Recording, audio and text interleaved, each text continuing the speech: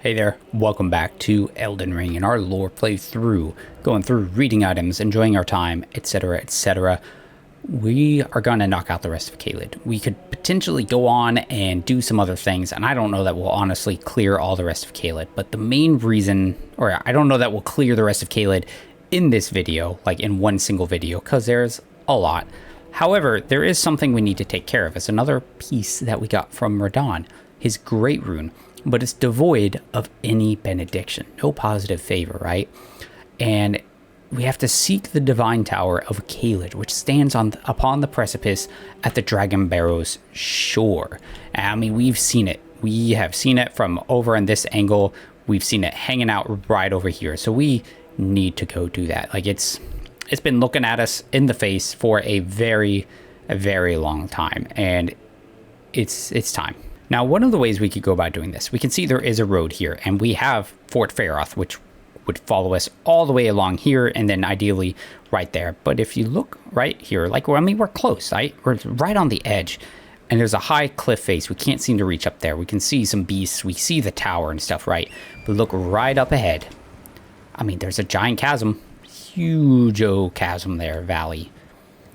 But some of the rocks get pretty close together. We can definitely jump them right there. And actually, look down there. See, there's jail watchers. Now, oh, and look there. Oh, it's one of those golems with the glowing bows. Can he actually hit us? Yeah, sure can. Exploding blue magic arrows. First time we've seen anybody like that, any of them. That's where we came out of the deep Siofra River well. Siofra? And look how the weather just rapidly changes when we get up here. It's raining. Rain. Side of Grace, and we're at Grail's Dragon Barrow, right? That's where we fought Grail. And look, even there on the hillside. Dead, rot-eaten dragon body. Now, this is the Dragon Barrow West, but we're going to go ahead and pick up the map because it's really annoying to not have a map when you're going into a zone. And luckily, it's just right here. It's crazy how rainy it is here. I mean, they called it the Wilds. I wonder if it was like somehow kind of like some kind of jungly thing or something before, like really dense, lush forests and stuff. I mean, because they called it Wilds, and with all this rain, like, I don't know, man. Dragon Barrow. The dragons that escaped the Scarlet Rot made a nest of the plateau to Caelid's north.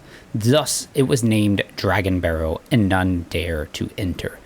Oh, so maybe they were down in the southern part, and then when they left, they made this their home, and that's when it became called the Dragon Barrow. So it used to be a different name or no other special name, and they kind of made it such. Interesting. I mean, look, dragon. I mean, Grail was right over there, right? Not too far off from this place. But there's the Divine Tower, right? You can see it way stretching up to the sky. The actual entrance is probably going to be down lower, though. Now that I'm thinking about it, right, when we go to like this one and the bridge goes across, I guess it does, we do open up right at the base. So yeah, the entrance should be there. I was kind of wondering if the bridge didn't take us to like a midpoint in the tower, right? So let's go check around the bottom and look for an entrance. Look how some of the roots and earth seem to just be like entwining the whole thing. Okay, nice little ring of nobles, rune arc, somber smithing tones, dragon wound grease, arteria leaf. Interesting. It's almost like the tower actually keeps going down into the earth, just the way it like looks there. Huh. Did the entrance get completely swallowed up somehow? So there's no opening here. Look, you can see the soldiers. There's some ladders built around the side and stuff. All right. So we're going to have to scale it. Good thing I've got this big old shield to guard my approach.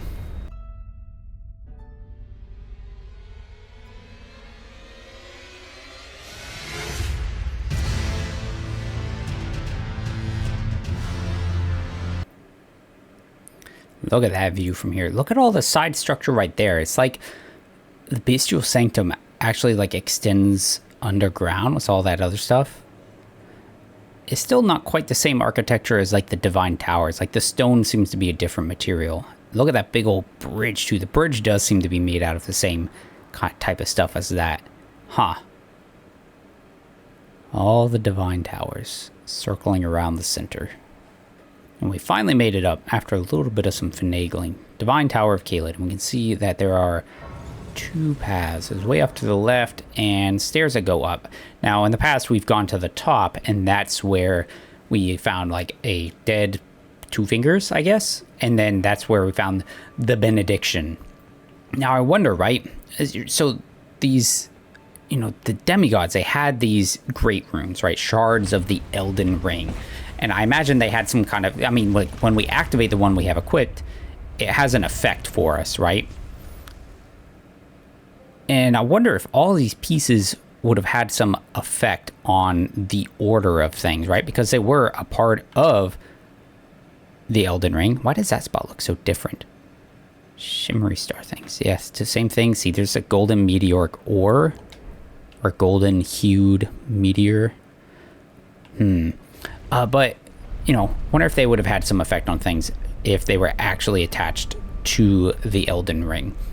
Now, interesting thing, right? When we get these great runes, they're devoid of benediction, like blessing, right? So they don't work.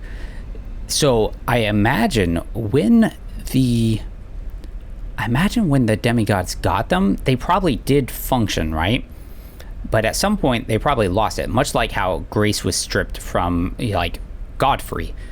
So the 2 fingers, like when you talk to him and Enya is like translating for him, she's like, you know, cut them down, have their heads, put the demigods to the sword. They have failed. You know, the greater will no longer like endorses them, right? They're telling us to murder them, right? And what do we find at the top of these things are 2 fingers and the benediction. So it's like they were stripped. You know, the benediction of these great runes, the grace of it was taken away by the 2 fingers. And then, like, this is where they're at. But they died in the process. Maybe something killed them. Like, it's a little unclear in a way. It's a cool view. I was just decided to look at it. Another Earth tree right there. Minor one. Yep. And see, another set of fingers. With the rune right there. Restore the power of the Great Rune. Radahn's Great Rune. A Great Rune of the Shard Bearer, Radahn. Its blessing raises maximum HP, FP, and stamina. Radahn was among the children of Rennala and Radahn, who became demigod stepchildren after Radagon's union with Queen Marika. The Great Rune burns to resist the encroachment of the Scarlet Rot. Huh. Interesting. Yeah, so in a way, I wonder if maybe it did have benediction earlier, right? Like maybe while they held it, it was functioning. And it wasn't until we killed them that it became defunct, right? Because if it's burning to resist the encroachment of the Scarlet Rot, that would explain like how he survived for so long, as if it was working and gave him the blessing. We're gonna go ahead and we're gonna equip it now. Why not? Now we need to go down the tower because there's another path down, and like this is so different from the only other tower we've been to, where we literally just went up to the top and that was it. Now there was a whole bridge, the Divine Bridge, which had guardian golems and stuff on it, but really only right up there. It also had, oh no, that's a different one. Sorry, that's a carrion one. This one, which has a massive bridge, by the way, but this was the only stretch that had the guardian golems, right? Up here further out into the water, not really so much going on there. But it is interesting that this one has like another like mini tower adjutant to it. Let's see what's going on here though. So it is different. We get to go down it now. I guess towards the base. Oh, you were all sneaky. Nope. All right, so there's a door there. Shortcut for later. Coming to the center. And so it's kind of neat, right? It's like a tower inside of a tower. Oh, look up there. It's like a second platform. Is that where we went and we rode the elevator? So then that takes us up. And so then you got this hollowed middle section that takes us way down. And you can see it like dripping far, far down. I want to go back now. I want to go back and I want to look at the one in Limgrave to see, is there like an external like down to see? Like, does it actually go further down? There's another winch rope, probably elevator, right? Another level right there. That one's super cracked. Totally not safe, right? Yep. I guess we got to keep going down. Can't make it up right there or right there. Interesting that all these like extra little alcoves is really interesting. It's really piquing my curiosity and desire to like super explore. You can see Grace way down there. Do you think this like little ephemerally drippy thing is like kind of like with the starlight? How it's got that like kind of pale blue glow, the ephemeral sliver. Wonder if it's similar to that.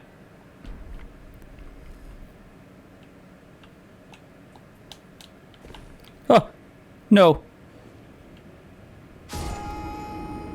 Bummer.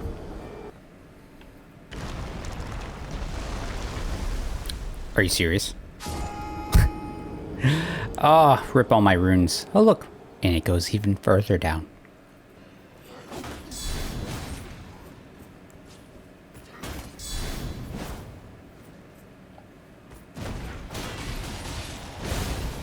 Goodbye.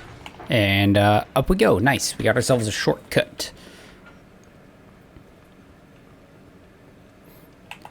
Hello.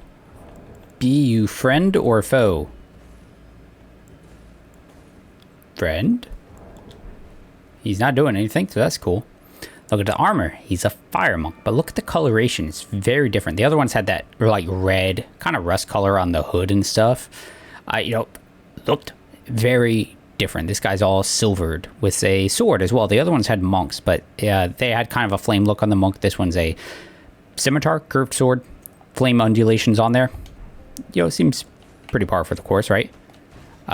So what's he doing here, I wonder? I did not expect the second attack. Ooh, black flames. Interesting. So they follow flames, but this dude is doing black flame things, right? I mean, it's not right? It's not the thing he should be doing, because he should be kind of doing regular flame or worrying about the giant's flame or something, right? Instead, he's got the like flame of destined death and the godskins. So what is he doing with all that? Like, why isn't he doing what he's supposed to, right? But there is something that said, you know, oh, what did it say? We got to pull it up to double check it. Fire beguiles those who gaze into it, and so the guardians of the flame are also its worshippers, right? And then here it says taboos transform into lasting obsessions by virtue of the fear that they inspire. So maybe somehow in gazing into the fire, you know, guarding it, you know, trying to keep it separate, protected, or whatever, somehow beguiled him and then led him to the black flame. Like he ended up finding it.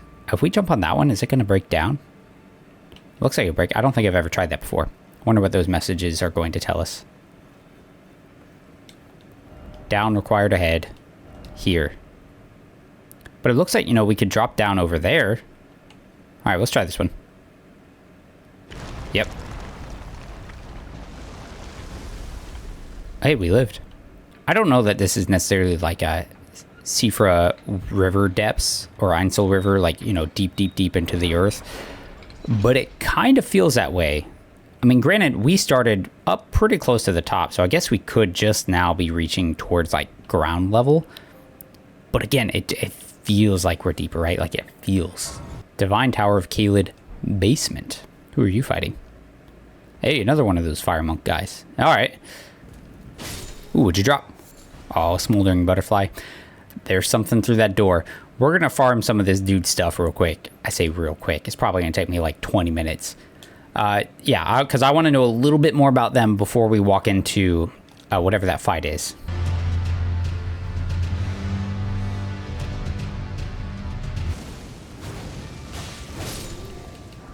Black Flame Monk armor. Perfect. That's like about as perfect as it could have gotten. Okay. I don't know how long that took me. Took me a little bit. Black iron armor adorned with ashen cloth. Attire of Black Flame monks. This is also black iron armor, right? The coloration is slightly different though. The Black Flame monks, enthralled by the god-slaying Black Flame, became traitors, abandoning their posts as guardians. The seduction of a taboo is never easily spurned. All right, yeah, so just like some of the descriptions were saying, you know, they were enthralled by their own watching. So maybe somehow in the process of, like, you know, watching, you know, the regular Giant's Flame, they, like, caught glimpses of the Black Flame. Now look how in the eye of the Fell God, because that's what this is supposed to be depicting. See what's got this, like, black jewel thing going on in the center now? Super interesting. Yeah, this one does have a people thing too, but no jewel. All right, so who are we going to fight? Let's use another rune arc because we can. Now, there are some context clues we could get from it. Black Flame Monk, guys. Why would they even be here? It has something to do with Black Flame. Who else has stuff to do with Black Flames? Godskin Apostles. And there's a Godskin Apostle. Oh, there it goes. All right. Good start, good start. Oop. Poke. Oh, I couldn't recover in time. Roll that back and then heal. He should throw a fireball. Nope. Poke. One more and then counterattack. Nice. Get him with the dagger. Okay, go back in. Maybe we can hit him with a shield crash. I was hoping to get him with some, you know, the frostbite as well. Now we do it again. Oh, he broke my guard somehow. We need to get back. Now, see, his brooch thing has got kind of that purplish color. It makes me think of kind of like Grave Violet in a way. Because the Grave Violet says, like, the hue of Ghost Flame, but it's not quite the same to me. Back it up.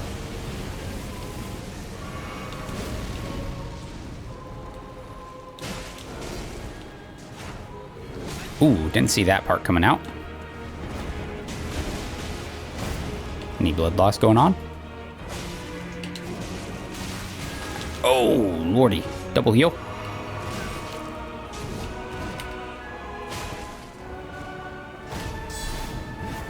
I can't believe that missed him. Get ready for that extra swipe. There it is. Kind of hoping for a guard break here, or posture break. In a second. Any second now. Ooh, heal. It's crazy that he can, like, stretch like that, right? One more. Oh. Shield crash. Oh, no. No. I panicked a little bit. I was, like, in there, and I was like, oh, I should roll out. But then I was like, oh, if I could just hit him because I'm not getting staggered. And then it just... yeah, obviously.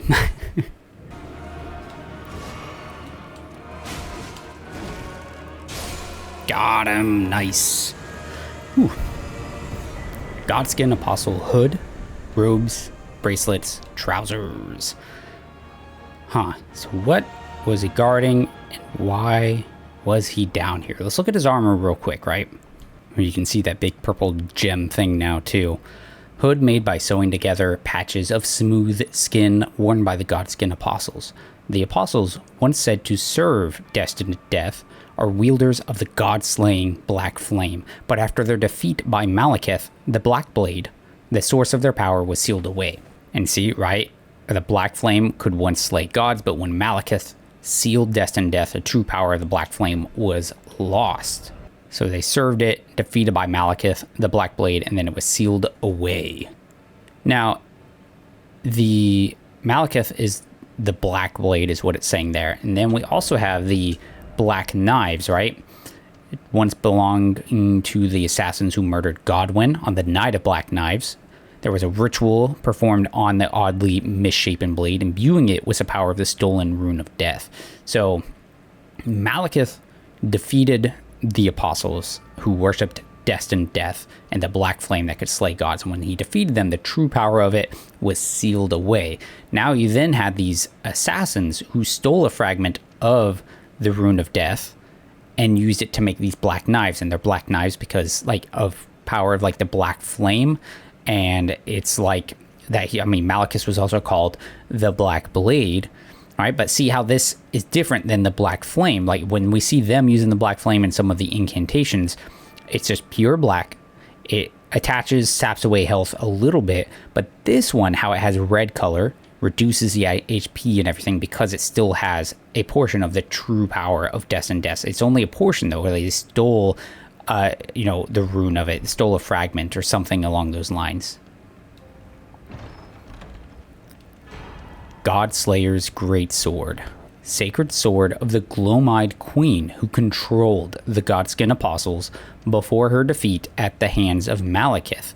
The black flames wielded by the Apostles are channeled from this sword, and the unique skills the Queen's Black Flame. Set the blade ablaze with a god-slaying black flame before delivering a sweeping slash. Additional inputs will allow for a follow-up attack. They will continue to wear down HP. It's a super cool sword, and when looking at the design of it, right, we get that twisting kind of heelless look to it, right, as we've seen across many other things as well. I mean, it looks very much like fire, right, has like a twisting fire going up.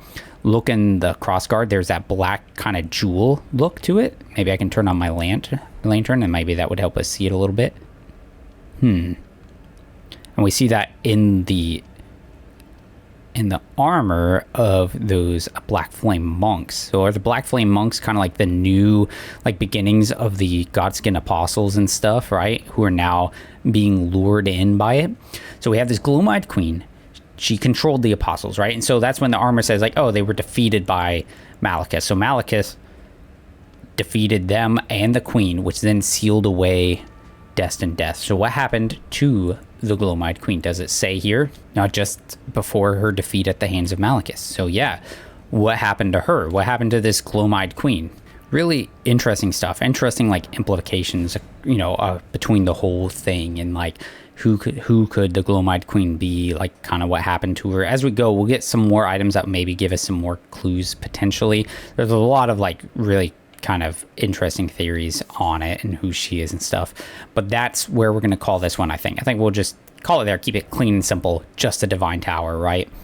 Lots of cool stuff there. Maybe on the next one we'll do some other things here in Caelid, along to that thing. Cool stuff. Thanks for joining me, guys. Hope you all enjoyed it. I always appreciate it when you check out the videos, and until the next one, take care.